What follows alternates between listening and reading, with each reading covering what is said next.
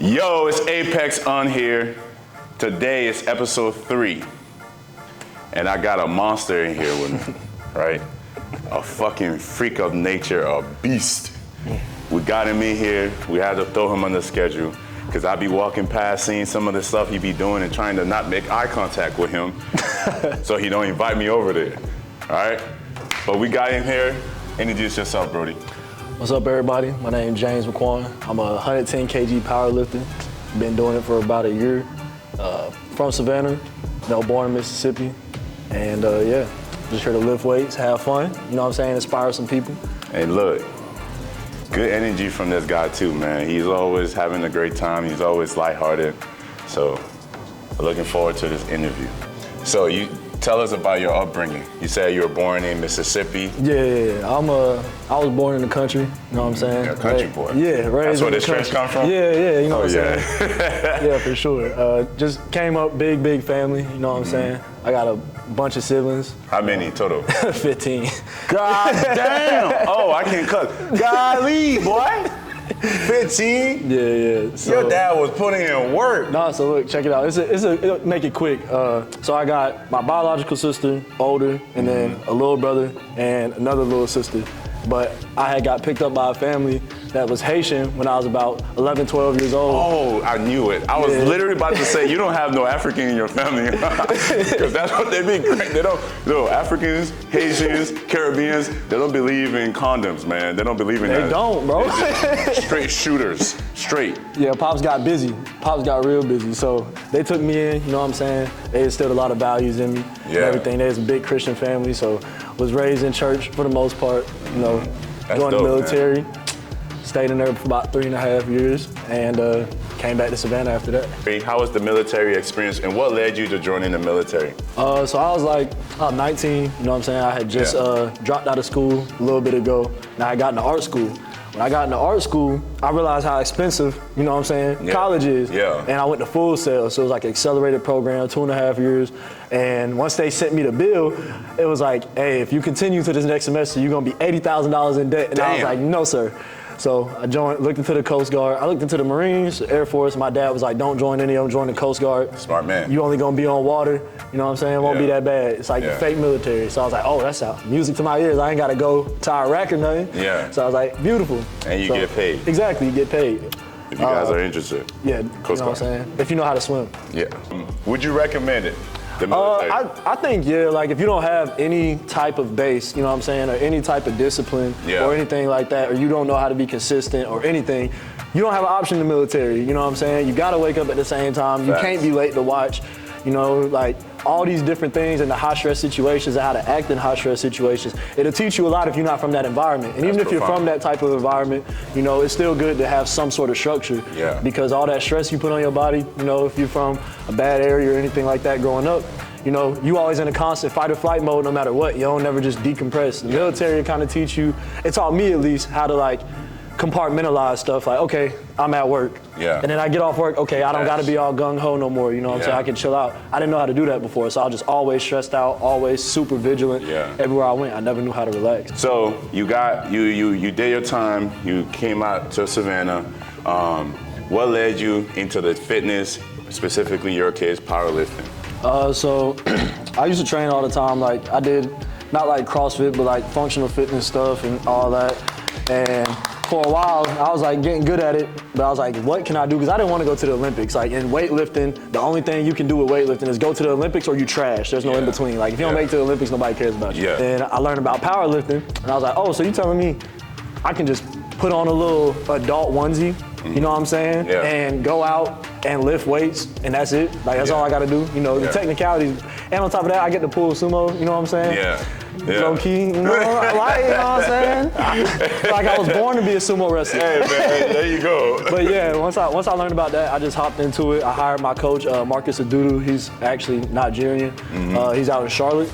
Shout out to all the Naija people out there, man. Yeah, that's my guy. To the motherland. I was just trial and error, and once I got a little strong, I was like, all right, I want to compete. Did my first comp last year. I was like 232.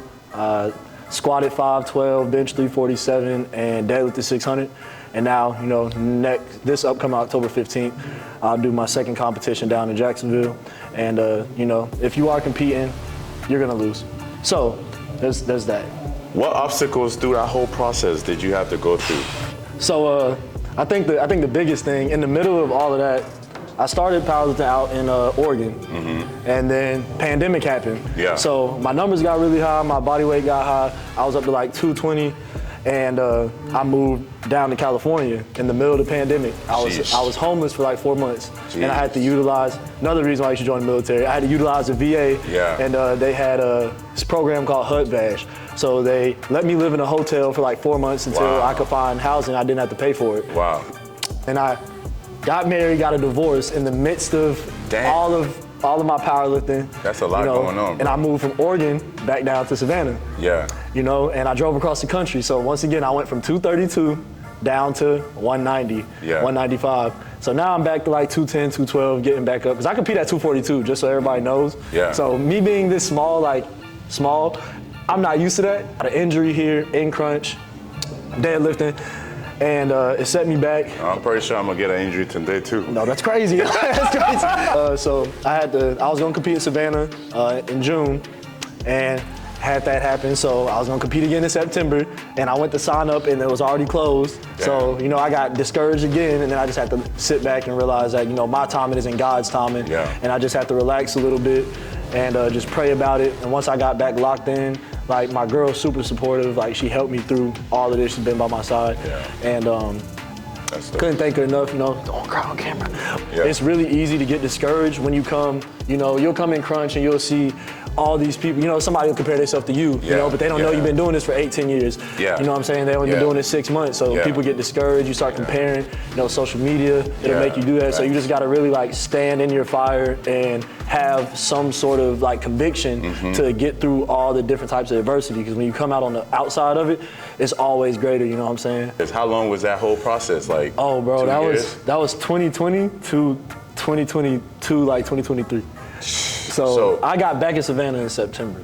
But what tips would you give to someone who's like literally going through something like that or worse, to just stay mentally strong and like keep pushing?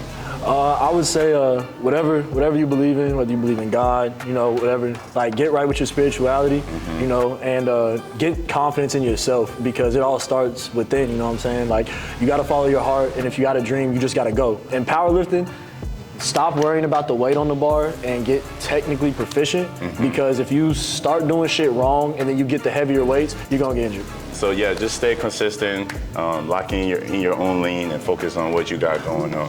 What's next for you other than, you know, you opening up the gym and then your competition that you have in September? So what I'm doing now is I'm trying to get a grant. It's called the SRBI grant, if I'm not mistaken. And to get the grant, it has to be healthcare education. So mine, it's not just like a gym, because at first I was like, I'm just gonna open a powerlifting gym in Savannah, you know what I'm saying? And then I just thought, like, from years ago of what I needed when I was a kid, you know what I'm saying, growing up out here, and just stuff we didn't have access to. So I'm just gonna speak on it. I don't like speaking on it, but I'm gonna just say it. So it's almost like an after-school program, like ASP. And but instead of it just being a gym, it's gonna have every avenue you can think of. So it'll have weightlifting, Olympic lifting, a pool, skate park, a gymnasium, you know, gymnastics, you know, computers, people teaching trades, everything like that. And it'll be funded by the state, and it's gonna be a nonprofit organization. That's fine. So all right, so what we doing today?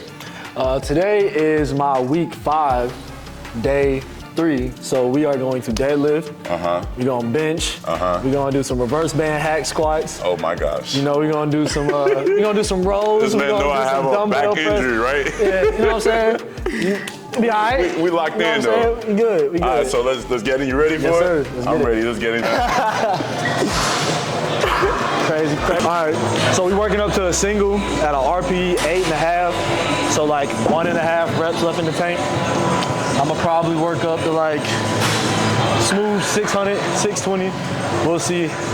But yeah, that's what we got on the menu. We got about 7 sets of deadlift. Let's do it. You know what I'm saying? I'm gonna go until I can't go, that's for sure. Exactly, as long as you're gonna be all right. Yeah. You'll be all right.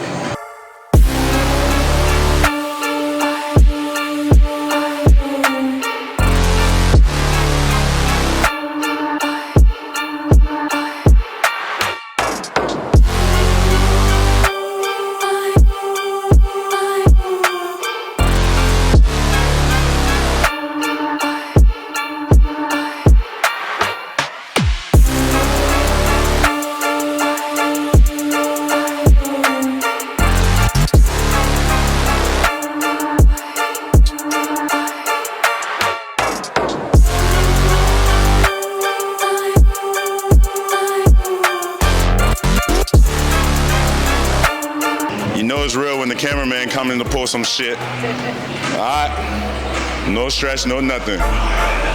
Just straight stupidity.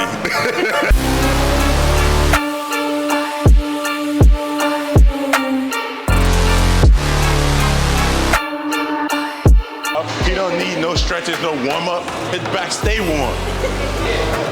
Look, listen, nothing's gonna build your foundation stronger than deadlifts.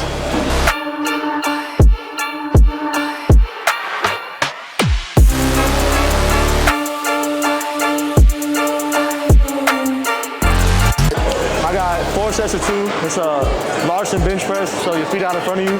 No leg drive, just straight. Upper body, good brace. And we're gonna cluster it, so I'm gonna do like 30-second rest and we'll try not to die. Go however long it takes. As you guys can see, his technique is impeccable. Like, this man is on point, man.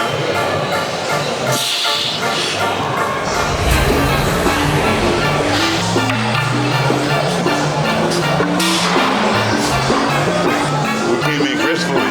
Big boy jumps.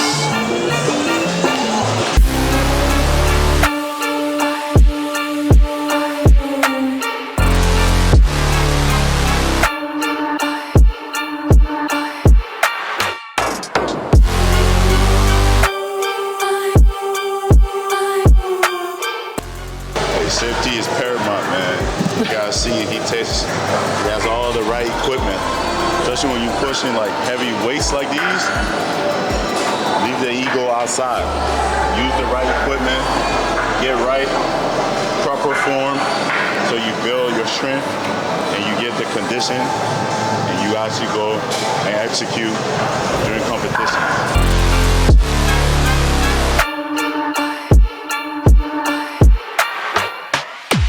Down your blessings on me. Send the power of my strongest.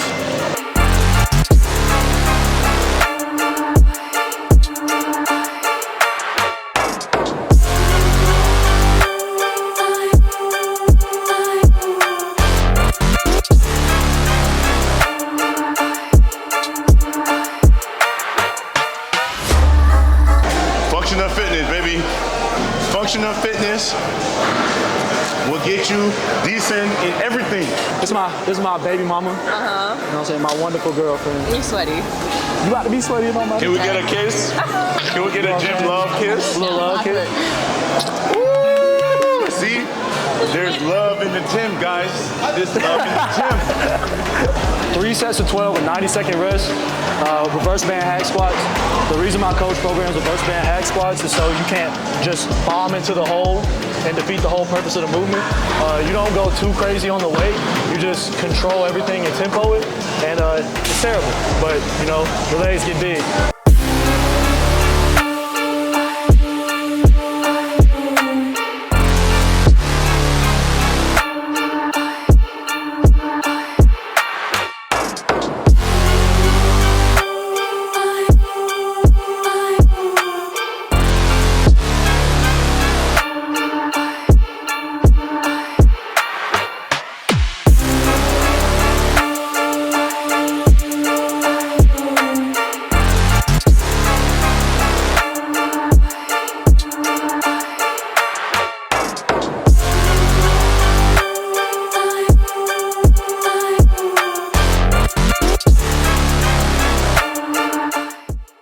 Yo, straight out, I'm gonna rate that workout we just did 9 out of 10, 9 bro. out of 10? 9 out of 10. Yes, sir. Yes, sir. That was insane. Like, I pushed my body to the limit, but that was different. Like, I completely shut down on the deadlifts, and then, you know, I recover on everything else, but that was crazy. So, to be a power lifter, it takes a lot of dedication, a lot of commitment, and you gotta put your body through a lot of stress. So you gotta give homage to greatness when you see it. Pay his dues, because this man's in here paying his dues. But let me ask you one question. So for someone that's just starting off, that wants to go down your path, what advice would you give them? Hire a coach immediately. Like, don't waste time. Don't try to figure it out on your own. just hire a coach. And if you can't afford a coach, whatever, at least go online, find an actual program, get an AI-generated program, anything, but don't just come in the gym 5-6 days a week and lift heavy. You ain't gonna do nothing but hinder yourself and hinder your growth.